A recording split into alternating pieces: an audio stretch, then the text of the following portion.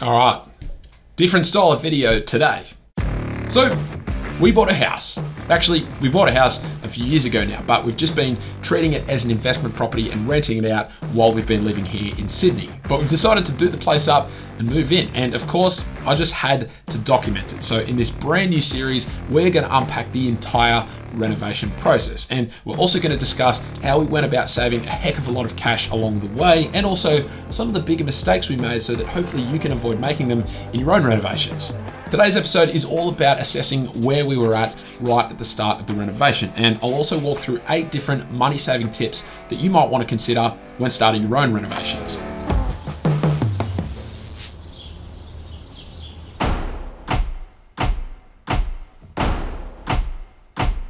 Tip 1, only change what you need to.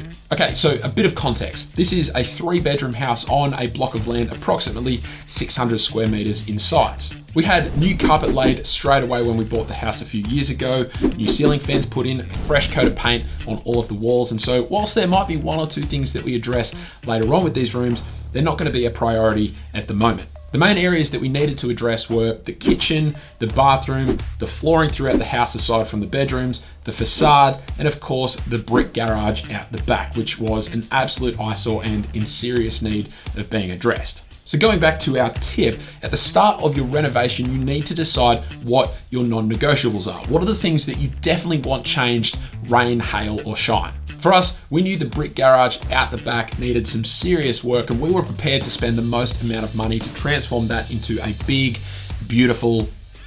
Actually, we'll cover that entire transformation in another video. We also had strong feelings about the existing flooring in the house, not in the 3 bedrooms, but the timber floorboards out the back and also the tiles in the kitchen living area room. So they had to be replaced in our minds, and we were happy to pay a little bit extra to ensure the flooring looked really nice. But aside from that, the kitchen had a really decent and open layout. The bathroom had a pretty decent layout as well. And so whilst these areas still needed a lot of work, these were the areas that we knew we could save some money on.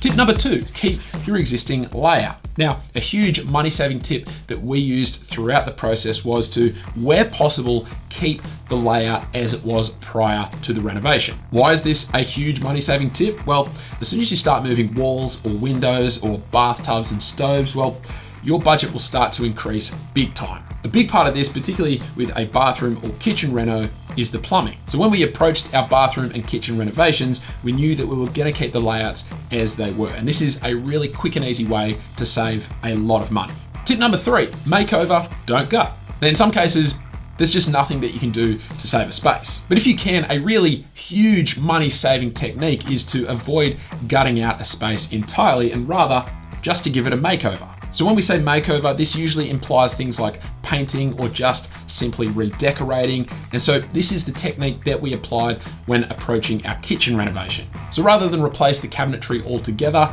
we decided that we just paint them instead. The cabinets were actually still in fairly good condition. It was just the doors that looked super outdated. The color of them was super tacky. And so we thought if we slapped a few coats of white paint over the top and replaced the handles, and if we did all of this ourselves rather than paying other people to do so, then we could end up with a really nice result. Just for reference, it cost me about $250 to pick up the primer, the top coats, and the satin finish for all of the kitchen cabinets, and then another $50 or so for the new door handles. So that's $300, and you compare that to what would have cost around 10,000 Australian dollars to replace all of the cabinetry with brand new cabinetry.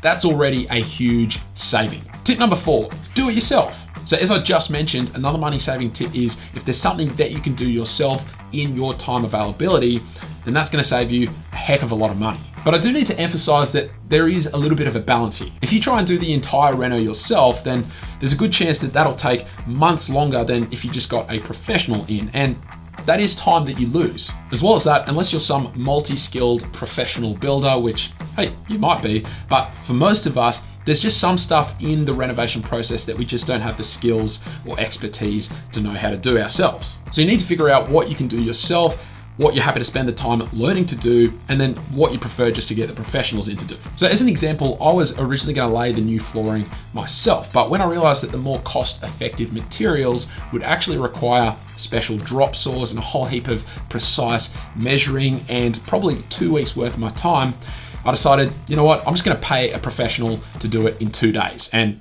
I'm really glad that I did. But that said, if you have a bunch of time up your sleeve, maybe you want to work on a project over a long holiday period, or maybe you've just hit retirement, well then laying the flooring yourself may definitely be a viable option, and it will certainly save you a lot of money. But we knew we had to pay a plumber to do the bathroom. We knew we had to pay a stonemason to cut the bench top. We knew we had to get an electrician to do all of the electrical work. And so those were costs that we had to factor in. Tip number 5, take your time.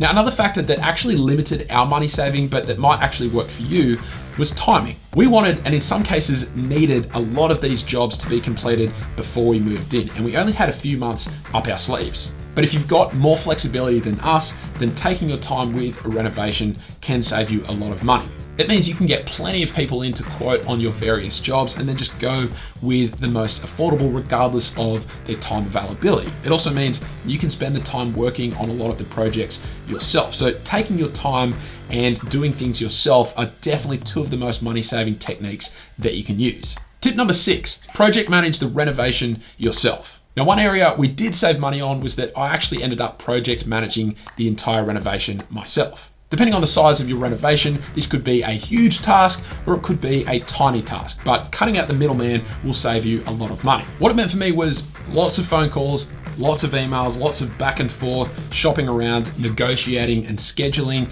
and everything else. But if you can, project managing the renovation yourself will save you a ton of money. Tip number 7, miscellaneous ways to save. Now, there are, of course, other money-saving hacks that you can try out along the way as well, such as paying your contractors cash, reusing materials where possible, waiting for sales before you buy various home decor items, selling old items that you're getting rid of, like lights, timber, or doors, for example. And all of these techniques will help you to save a little bit of cash along the way. But perhaps one of the most helpful ways to save money is to create a budget right at the start and then stick to it. So for us, we originally in our minds had a budget of around 70,000 Australian dollars for all of the work that we wanted to complete. But then by the time we were ready to start booking in contractors, we actually lowered that amount to around 60,000 Australian dollars. And of course, we broke that up into fixed amounts per space. So 10,000 for kitchen and flooring, 15,000 for the bathroom and laundry, 20,000 for the garage,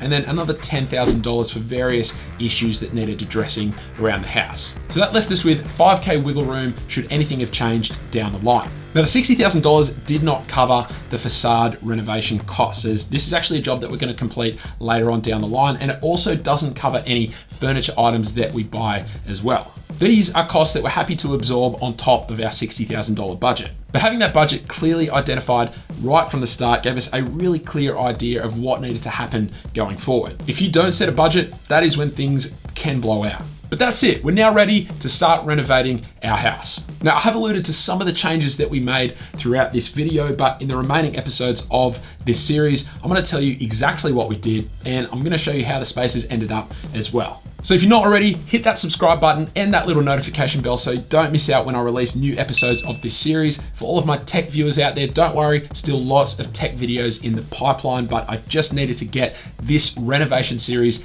out and in the open in conjunction with my regular technology videos. But aside from that, hopefully you enjoyed the video. Thank you all very much for watching, and I will catch you later.